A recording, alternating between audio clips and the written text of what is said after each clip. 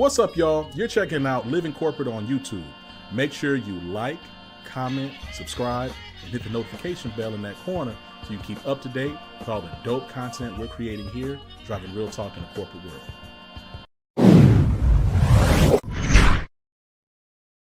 Tiffani Daniels. I told you we was going to do a part 2. Welcome back. How are you doing? I'm doing well. I am, trying to stay energized. I went to a number of events this week where I was surrounded by Black people who are in the work, who understand the importance of taking moments to celebrate and just really sit in our Black joy. And that felt good. It really filled my cup. You know, for those who maybe didn't check out part 1, you are the first and the first managing director for Minnesota Business Coalition for Racial Equity. And again, for those who may not be familiar with you from either from Living Corporate or, they just coming in for where they coming in from, what does it mean? What does it mean for you to be the managing director for your organization? What's the implications there, and who do you work with? Sure. Well, I'll start with just a little background about the coalition. The Minnesota Business Coalition for Racial Equity is a consortium, or a club, if you will, of large corporations that are either headquartered in the state of Minnesota or have large operations here. And so we're talking about organizations like General Mills, US Bank, Target, 3M, United Health Group. So really big organizations that for sure sit in the Fortune 5 or the Fortune 100. And this consortium was formed in 2020 in the midst of the racial uprising, really as a declaration that the business community both could and should be doing more to advance racial equity specifically for Black Minnesotans. We talked a little bit about last time the disparities that Black residents in the state of Minnesota experience, and the business community really formed this coalition as a recognition that the private sector has a role to play. And the vision that we cast was really about building a more just and prosperous state with and for Black Minnesotans. And over the last, almost 4 years, the work has certainly evolved. But as its first managing director, I've had the opportunity to really build this coalition into an emerging nonprofit organization. It started as a group of leaders that had similar interests and passion and courage, and were really united and unified around this concept of this intersection of business and community and the role of the business community, and has started to evolve into a sustainable organization. And I, am its managing director, which means I essentially act as the CEO. I'm in charge of building a strategy, implementing structures, ensuring that we have programming and activities, that we are driving revenue and managing that revenue appropriately, and that it's in alignment with a lot of our core values, I make sure that most of those dollars are going towards Black businesses, that we are listening to community before we act, that for any partnership that we are developing, that it is not the business community or the coalition saying, this is the work that we want to do, or wow, we've got a really good idea that we can splash our brand all over. It's really about creating deep connections, forging relationships, listening to the experts and the leaders and folks that are really closely connected and in close proximity with community and the lived experience that we want to address, to say, hey, now let's ideate and brainstorm together about how resources from the business community can be transformative or can accelerate whatever activity or initiative that you have going on. And for the work that we do, we've got really 3 big focus areas. And those focus areas exist because they are places where the business community is really positioned to have an outsized impact. The first for us is employment opportunity. The coalition has almost 40 member organizations. We employ hundreds of thousands of people. So it makes sense that we are thinking about how we're hiring, how we're retaining, how we are advancing Black talent specifically in our member organizations. The second for us is Black business development. What are the ways in which the business community can invest in a thriving ecosystem for Black entrepreneurs, with the ultimate goal of building a procurement pipeline into our member companies. Yet we recognize that there is a tremendous amount of work that needs to be done, that has to be done, before Black-owned businesses can serve as suppliers for some of the world's largest enterprises. And then lastly, and this area is really important to me personally, and I always love talking about it, and that focus area is community well-being. And we define community well-being as advancing just practices in housing, safety, and policing. And that pillar of our work is so important because we cannot lose sight of the fact that MBCRE and a number of other equity focused or diversity focused initiatives that were born in 2020 came out of a public safety tragedy. That what we were evaluating was, what are all of the forces that are at play that can allow someone like George Floyd to be murdered in daylight by a peace officer and nobody do anything? There are a lot of negative forces at play. And our work there continues to keep that conversation at the forefront. We do some advocacy with our state legislature around policing and public safety, as well as home ownership. But it's really about, how do we keep that conversation front and center? So, it's interesting, to your point about, and those three pillars sound incredible, right? And they all not only make individual strategic sense, but I understand like the through line between each of them. As I think about where we are today, and I look at the landscape of diversity, equity, inclusion efforts, as well as the state of policing in Minnesota today, compared to the day that George Floyd was murdered, I kind of sit back and I go, all right, so like, what are we doing? Not what are you doing? Not as what is your org doing? Like, what are we doing? Right? I'm in a season, and I've really, frankly, I've been there for a while. I ain't gonna hold you, Tiffany. I've been there for a second. Okay. But just challenging some of the emotionally driven, almost kind of theater and theatrical nature and performative nature of this, a lot of what this work is, right? And I think about it like how much time and money is spent on like the look of something, like, oh, we're going to invite this person out to this event, or we're going to even create an event that has this speaker that we're going to pay $100,000 to. Listen, right? We are just past Black History Month, okay? And there's a reason why Black History Month is my busiest month, right? For a lot of these reasons. And I'm sure there are a number of speakers and folks that can attest to Black History Month is busy. Now, I will say, and I was reading an article recently about why this most recent Black History Month felt a little quieter. Right. And I think some of that is where you're headed in terms of, we have evolved out a bit, I'll say. And I think the conditions that led to the formation of organizations like the Minnesota Business Coalition for Racial Equity, those conditions have shifted pretty significantly. And a lot of times people talk about them shifting, starting with the affirmative action decision in the Supreme Court. I'd say that I felt them shifting even earlier than that. And we can talk about that for sure. But we got to acknowledge that what was driving us in 2020 is not the same thing that's driving us today. And until individuals, organizations get clear about what is driving them to engage and invest in the work, then it absolutely will not sustain. To your point, right? I think like there's certain things, and you being this, working this space, like there are things that when I talk to folks who claim to be in like the employee experience or DEI space or just the people strategy space, things that they say that signal to me that they're, in terms of like how much they're paying attention and how on the ground they are.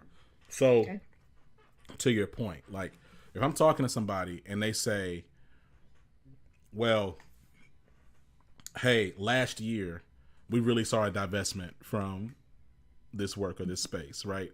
If they speak about things in this really hyper recent context, then I know that they not really a real hitter like that, right? So like, as, Mm-hmm.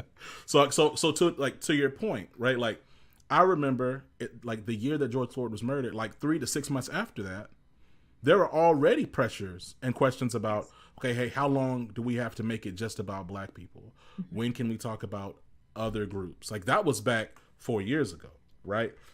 I recall those discussions and the pressure and like people on the front lines of the work in the space having to fight and justify and say, hey, we're going to be inclusive and we're going to be thoughtful and we're going to be mindful of other groups and demographics as anti-Semitism continued to be on a really sharp rise, as well as anti-East Asian racism continued to be on a really sharp rise. It was like, hey, we're going to make sure that we're acknowledging everything. At the same time, we're not going to we're not going to like put down one group to lift up another. We're not going to deprioritize whatever case. There's enough space for everyone to be considered and to be mindful of. So I remember that back then. Yeah. And so to your point though, like this idea of, okay, hey, yep, affirmative action has been struck down. All of a sudden now we're in a whole new world than we were, 3 years prior to that. Like that just isn't true. So you again, like you one of them ones, right? You sit and you do this work. You've been doing this work. Talk to me about the signs you saw earlier than that, to your point of illusion. Like what did you see and what were your signals that like, hey, okay, I'm seeing that the fervor, the emotional excitement and engagement on this is waning. Like what were your early signs?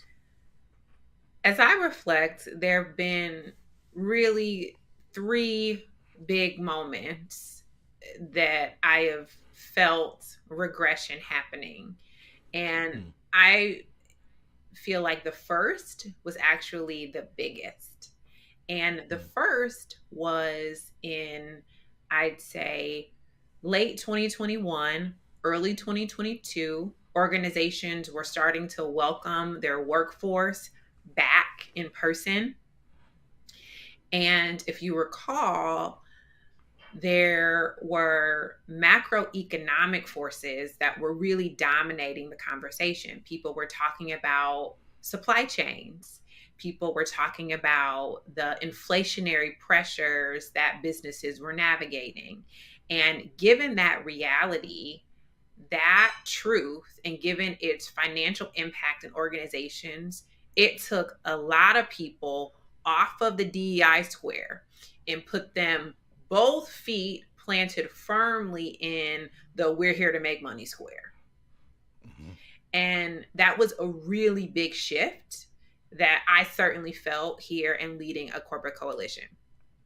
The Hmm. second, and you are absolutely spot on, was once we welcome those employees back into the workplace, other communities of color started to have questions about why there was this focus only on Black communities and Black employees. For sure, there are other challenges to address in other communities. We should be talking about those. And I know that organizations were starting to hear that feedback in their engagement surveys and hear it as they were connecting with employee resource groups. And so that was another that started to really beg the question or force the question around, how do we talk about our emphasis on Black communities and Black employees? And we say things like a rising tide lifts all boats, but how do we demonstrate that? And as an Right. organization, are we willing to stand on business if we are challenged by another group to say, we're going to double down in our commitment to Black employees and Black communities because we know that investing in the least of us, investing in those groups that have been systematically oppressed and marginalized, it is going to have an impact on other communities. Give us time and watch it work. Companies weren't willing to say that. And then you have the Supreme Court decision in late June of 2023. And that, I think, was really for the stragglers, right? To say, you know what? We are really not about this life. And it was emphasized by the legislative environment. And when you have things happening like Republican attorneys general sending letters to CEOs of the Fortune 100, basically putting them on notice to say, this DEI work that you're talking about, it might be unconstitutional and you don't want the smoke, right? Whether that's true or not, whether that's based in fact or not, there is now this fear from organizations that if I am being courageous, if I am leaning into commitments that I made 3 or 4 years ago that will disproportionately impact a certain community, should I be talking about that? How can I talk about that? How can I invest? And will I be challenged on if I'm investing equitably or not? And the fear in and of itself has forced a number of organizations, I think, into the background to say, we are afraid of what might happen. Not even necessarily of there being litigation, but we are afraid of being in the court of public opinion. We are afraid of what happens if someone writes a news story or if there is a conversation on TikTok or in other social media platforms. Like, really, that to me is some of the risks that organizations are trying to mitigate. You know, so much what I'm realizing and learning about corporate America, so much of it is fear driven and fear based, right? Like there's fear. There's an element of fear in everything. There's an element of fear in how you manage your employees. There's an element of fear in how you like keep your own personal job. There's an element of fear in terms of how you manage and like perform in the market. Yeah. Like there's just fear everywhere. Like there's threat of, yes, there's a threat everywhere. And it's like everyone's managing it and trying, and it's like, and it wasn't until I like start focusing on living corporate full time and I was able to kind of talk to other folks or talk to the people I used to be coworkers with, the people I used to manage, or the people that I used to report to, like just people in my corporate community. And I would just kind of listen to how they would talk about just their day to day. And I'm over here like, oh, this is, yes. I mean, this is terrifying. As someone that has run businesses in a large corporation, especially if you are, I'd say, manager, director level plus, a lot of your day-to-day is about risk mitigation. We don't talk about it in terms of risk mitigation, but that's what it is. I am doing work to ensure that something bad doesn't happen. That's why we're there. And that is a core behavior that is pervasive in a lot of corporations. We don't talk about it like that. A lot of us don't want to diminish our work down to risk mitigation. But if we were to be really honest about what's happening, we're here to prevent the bad and not necessarily drive the good. And see that, and that's like there's just such a stark difference in those attitudes. Right, playing, and I hate when people do sports analogies, but I'm gonna do it anyway. So you're playing prevent defense. That's different than actually trying to make an impact. Yes, and like impose yourself on something. Yes, playing. No, you're just trying to make is different than playing to win. Come on, and so there's this attitude today. I mean, I remember, Tiffani, I was working with this global survey company, tech company, and I remember talking to like certain executive leaders on the team, and like there would be things going on, like like what's happening in what's happening in Palestine, right? And like, because that's been going on for longer than October 7th. I know that's shocking for a lot of people like who didn't know. Yes, but it has. So this was some years ago, and we were talking about just statements, whatever we wanted to make, and we had this little rubric, okay, and one of the things on the rubric was, well, what are other people saying and doing? And I remember asking out loud, why does it matter? Yeah. What other organizations are saying and doing? Well, because we don't want to be out. I said, okay. I think we have an opportunity. And then we kind of, we took a step back. It's like just about on principle, not about any one particular issue. Right. But for me, to your point, when I think about the world of work, I think about playing to win. Yes. And winning in my world looks like creating a better and more equitable and fairer place for everybody.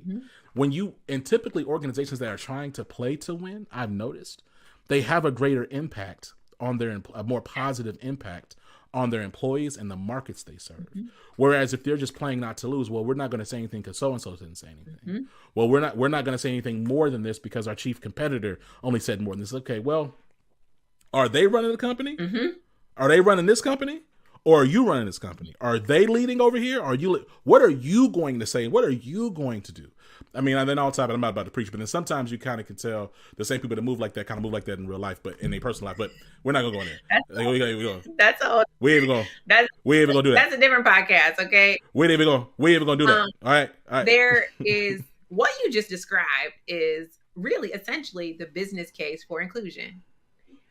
It is that if you are fostering an environment where people can contribute, if you've got people who want to play to win and are comfortable bringing those ideas forward, are comfortable contributing at a high level in their organization, feel like they can be as authentic a version of themselves as they want to, then it contributes to the performance of the organization, right?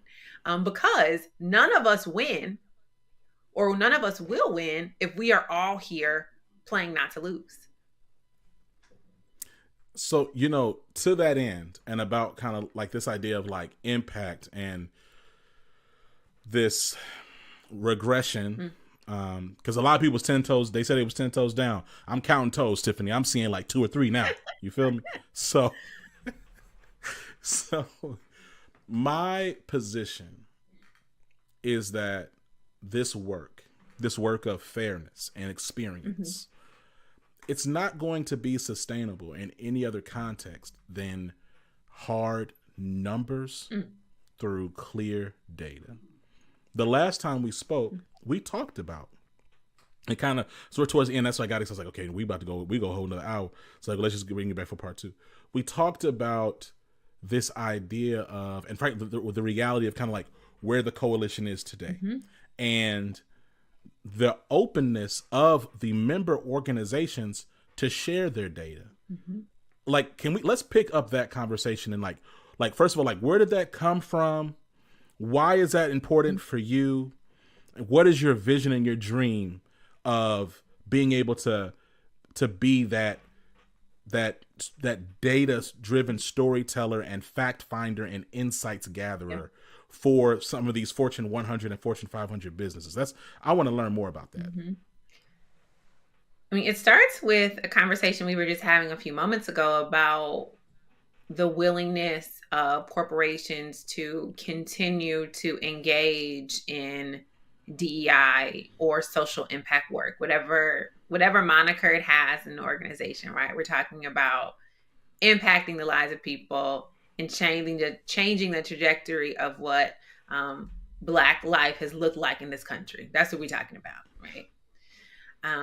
And over the last couple years, right, as we noted, the shift did not start to happen, 8 or 9 months ago with the affirmative action decision. But as we've seen, there has become a greater need for organizations to get clear about why they are engaging in impact work.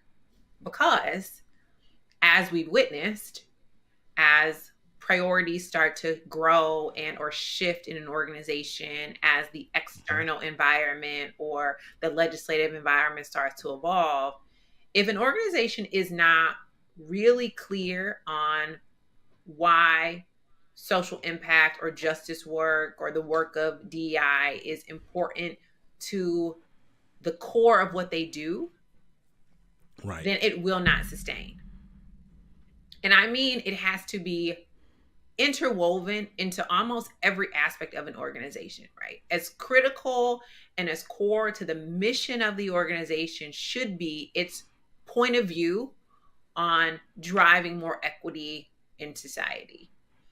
And once they've done that, it will be very difficult to unwind the work. This divestment will be challenging because it's so crucial to the business.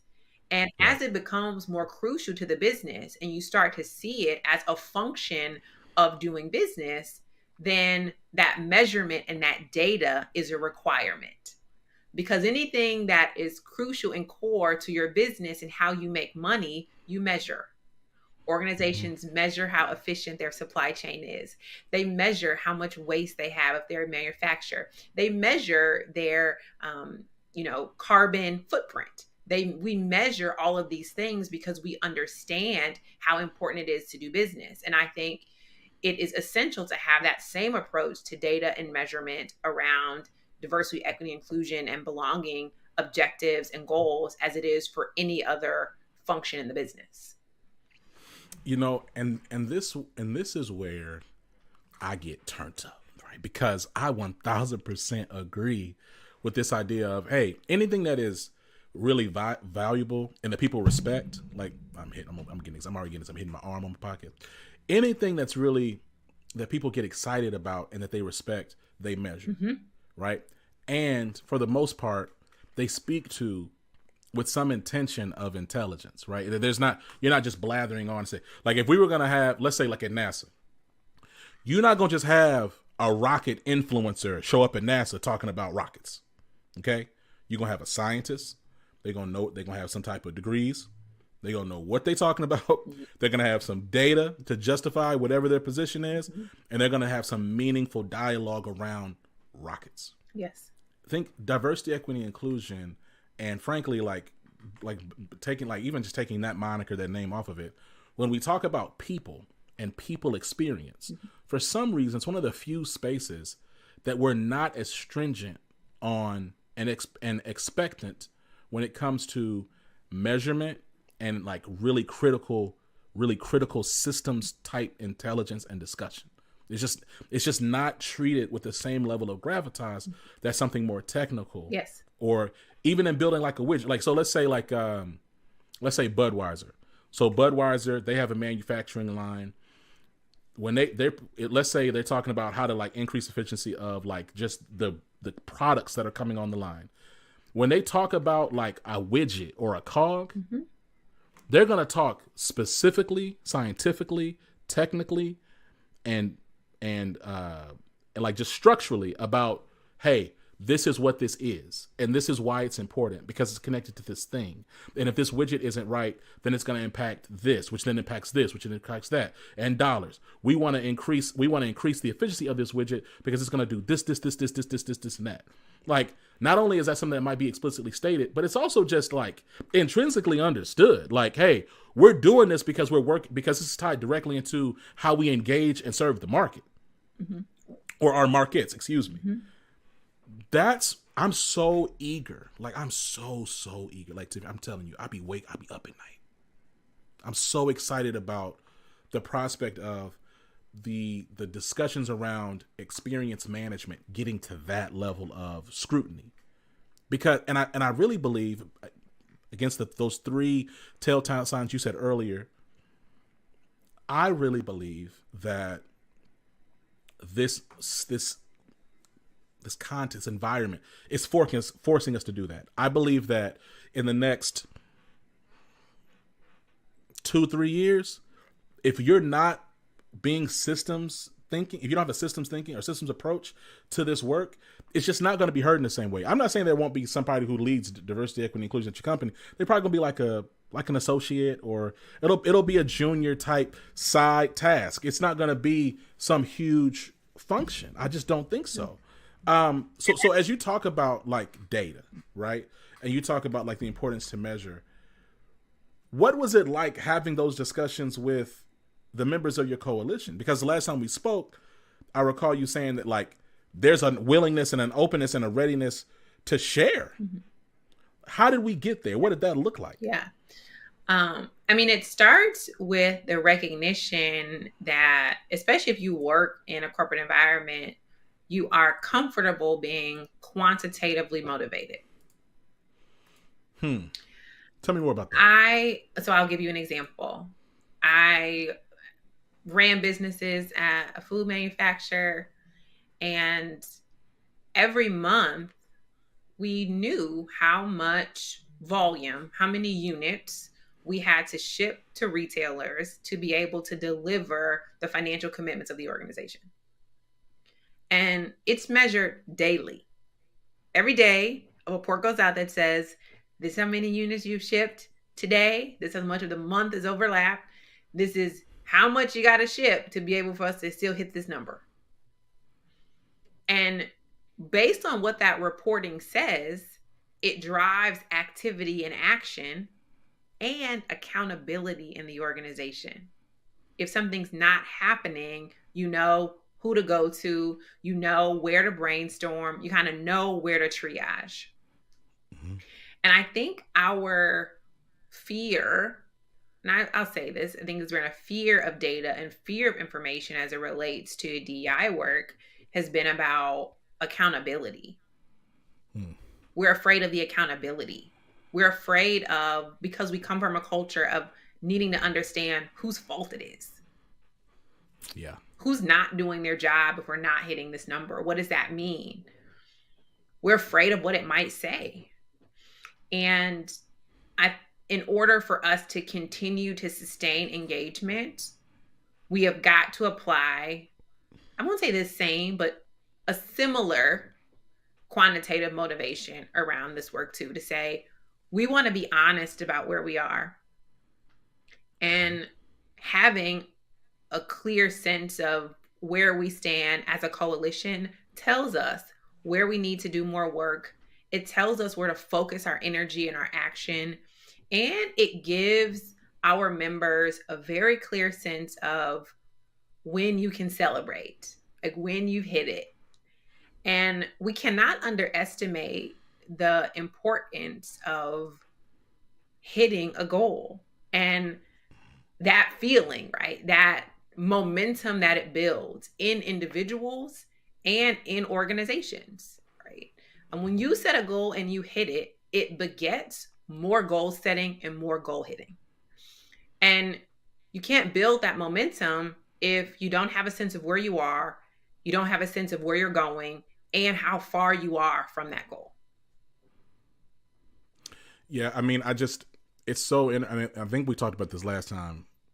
And if we didn't, then I'll touch it really quick. Here is, organizations are deathly afraid of looking in the mirror. They can't stand their own reflection. Yeah. Right. And so that's why I found it so intriguing when you mentioned the willingness of your member organizations and your coalition to share their data, because there's something there. Now, of course, there's different levels. There's anonymized data. But the point still is, though, the willingness to actually to do that. For me, I think about the future of data visualization and analysis related to experience. It's less about counting how many people are in a seat, right? It's less about, okay, your organization is 70% women, or it's this or it's that. It's more about connecting the dots between representation, sentiment, performance, benefits elections, go-to-market performance, and employee experience, customer experience. The day that we can provide that level of analysis to see the whole story, hey, your organization has this type of representation, and that creates, this is the trickle down, or this is the ripple effects, the downstream or extended impact to how you're showing up in the market. That's the type of analysis that I believe is the future. Yeah. I don't know. I'm not so self,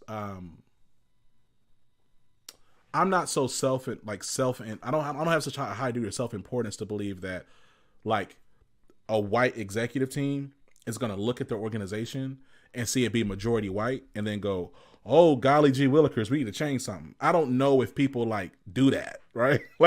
They might be no. Cool. They need to. Go ahead. They absolutely. They do. They must. Because. Go ahead. Yeah. If you've looked at how the demographics in this country are changing for the last, let's just say 2 decades, right? Mm-hmm. Any organization that is banking its growth on the growth of white men or even white families is building a plan to lose in the marketplace. That's a fact. That's a fact. And hold on. And I respect that, and I agree. What I was saying is, I don't think that the white executive team is going to look and go, "Oh, my organization is 70% white." I don't think they're going to go, "Golly, you really make a problem," because Tiffani, because people aren't thinking systemically. So the part B is, hey, you might look at this and think it's fine because in your mind you'll say we're 30% diverse, right? Because that's how we always flip these stories. But it's like, hey, let's look at your representation against market trends. You have these ideal stakeholders you're trying to engage. Let's look at these zip codes you're selling to, and let's look at where their demographics are now, and then let's also look at where they're projected to be in the next 10 to 15 years. Yeah. You're not going to win, but it's going to take someone doing that level of analysis and more in a really easy to digest way from my perspective, for organizations to then get on the board and get on the train and say, okay, great, now we need to mobilize and shift these policies. We need to change our hiring strategy. We need to change our talent recruitment and retention strategies. We need to change our benefit strategies. But until that, right? Because Tiffani, like you preach it to the choir. Mm-hmm. It almost seems like some of these organizations though are just like rushing to fail, right? Like, and it's like, well, it just is what it is. Well, we're just a majority male company, and that's just the way it's going to be. We're just a majority white company. This is the way it's going to be. Well, we don't have any women in senior level representation, and we have no real succession planning for historically marginalized groups, and that's just the way it's going to be. Maybe I might still have a little bit of optimism, but I believe that there's a percentage of those orgs that, when presented with the right information, pessimistically, I'm no longer on the empathy side. I'm saying on just the business side, are going to go, well, doggone, we got to do something. I mean, this data shows we got to do something.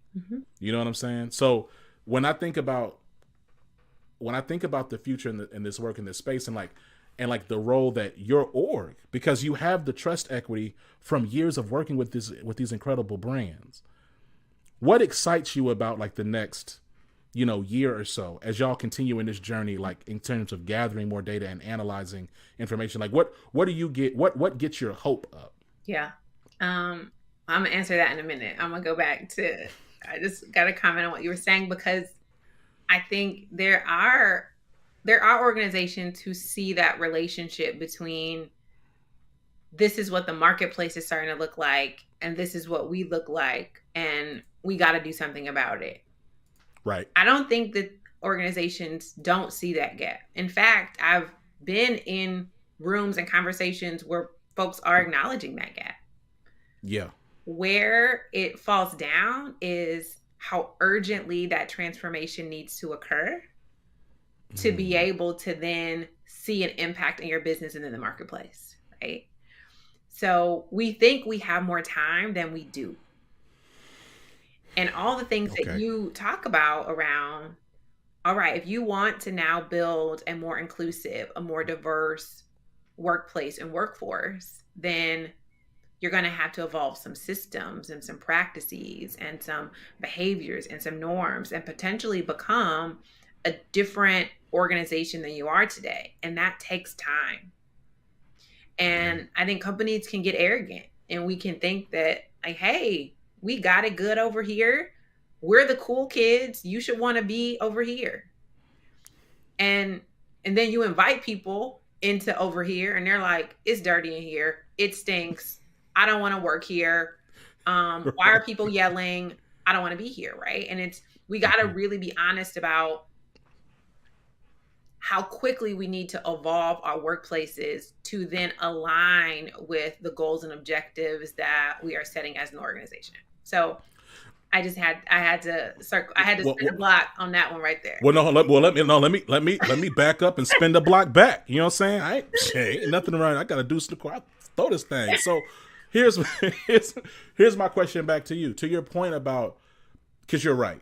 Like I agree with you that I don't think organizations are just wholly ignorant to, I don't know, like there's all types of media pundits and politicians who are running whole campaigns or things on the browning of America and this great replacement theory and all that nonsense there. So So I agree that I believe that there's an understanding, there's a belief and an awareness of it. Mm-hmm. To your point, like the urgency factor Mm-hmm. is the thing, right? Mm-hmm. So my follow up to that is, do you believe that today the data is being presented in such a way that conveys the sense of urgency and provides some level of a longitudinal view to say, hey, this is not something you need to like, sit on your hands about. Do you think that is like, let me ask, do you think do you think that exists today? And do you think that it's being clear that, hey, no, this is an urgent problem you need to fix right now? There's certainly, I don't think that the urgency is being felt. But I think some of that is because leaders don't feel the urgency individually. So if you are a leader in an organization and you live in an environment where everybody looks like you drop your kids off at school where everybody still looks like them, and everybody in your ecosystem and your community looks like you, it's hard for you to believe that America is changing because you can't see it. Mm-hmm. Right? So you hear this noise in this conversation and you think it's just noise. You're like, what are they talking about? Right? My kids still go to all-white school. There is such a need for leaders of any type to just increase their proximity to other people, other groups. You got to burst your own bubble and get out in the world and live some. Because I think if we were truly doing that, if the people that are sitting in leadership positions in organizations, and I see this a lot, I've worked in organizations where I know this is not happening. If we were to get out of our own comfort zones, we would feel that urgency differently. We would see it happening. Like get out of your car and go get on a bus. Take a bus to work and tell me if you don't feel that America is evolving faster than you're talking about it at work. So, one, I want to say I'm excited about the fact that there are other organizations, there's leaders like yourself who are out here having the real conversations, doing the work. And not, putting together electric slide events and whatever else is going on. Like actually doing real work to make sure that we're progressing and having systemic impact. I love the work of your coalition. When I think about the next chapter or the next season of your organization, right? And we continue to talk about it, this pivoting out of like the emotionality that was 2020 and into real tangible, like harder, more challenging conversations about measuring for impact. What excites you, right? Like this work is exhausting, right? Off mic, we talked about this work is exhausting. It's draining. The high demand of your time and your energy. You give your best. You give your mental and emotional best to this work. I think it's really unique in that way for in this work of just equity and fairness and experience and DEI, whatever else you want to call it, JEDI, I&D. Oftentimes the people who are leading, who are really authentically leading, they give the best of every part of themselves. So I know it's easy to get low, and we should honor those low moments too.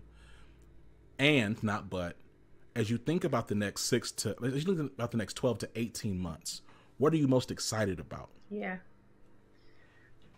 I am excited, and you mentioned the data piece, and I too am excited about that, especially as a business leader. And I'm excited for a couple reasons. I'm excited first and foremost because once we start to see where we are, how far we've come, how far we still have left to go, it will start to illuminate opportunities that we can get after faster. When you are trying to feel around in the dark, it takes you a while, right? Like think about in your own house. It seems like it takes you forever to find that light switch when you're in the dark, right? But when it's light in your house, you know exactly where the light switch is. You know exactly where to go for impact. And data does that. It has illuminating power. And it will show us, I believe, low hanging fruit, opportunities that have been hiding in plain sight for us to get after. You know, the coalition is going to start to do some work in the later part of this year around supporting Black owned businesses and suppliers here. And there's some low hanging fruit there. Like it's not calculus. So that's the one thing that I am excited about, just starting to illuminate those opportunities. The second will be how far we can go together. What I love about a coalition is the power of working together, the collective impact, this idea of impact at scale. And some of the companies that we have around the NBCRE table, if they were working together, we could go really far. And once you crystallize what your goals are, how far you are from achieving that goal, then it becomes much easier for us to lock arms or hold hands and put energy and effort and resources against those opportunities. And those are the two things that I'm the most excited about. Knowing where to go and almost surpassing that because we're working together. I mean, Tiffani, to say I'm excited for you is just an understatement. Also, side note, hey yo, like you can accept my LinkedIn request. You know what I'm saying? Like you know what I'm saying? We cool now. Like you should. I'll get on that. I'm over here looking up your stuff. I'm doing my research. That mug still say, hold on. It say pending. Hold on, let me tell you something. Let me tell you what it really said. It said connect because it said pending a couple weeks ago. So I was like, oh, she must have rejected my request. Doggone, look at that. I got to send another one. I don't know what happened. But anyway, I'm teasing you, Tiffani. I'm teasing you. Listen, Tiffani Daniels, Managing Director of the Minnesota Business Coalition for Racial Equity. Tiffani, it's always a pleasure and an honor. Thank you so much for being a guest on Living Corporate. I want to make sure that people know where they can learn and find out more about you, your work, how they can get involved, all of that. So I'm going to give you space to plug it up. For sure. You can always go to mbcre.org to learn about the work that we're doing, or you can follow us on social. Our LinkedIn is really active. You can hear from our members, hear about our partnerships, kind of see the work that we're doing in Minnesota and the impact that we're having in real time. Love it. Talk to you soon. Bye, y'all. Bye.